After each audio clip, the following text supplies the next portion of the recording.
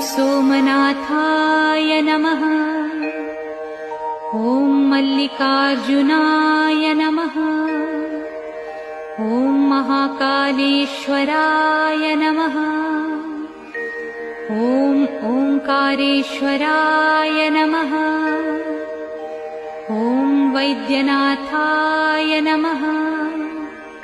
ॐ भीमशंकराय नमः। ॐ रामेश्वराय नमः। ॐ नागेश्वराय नमः।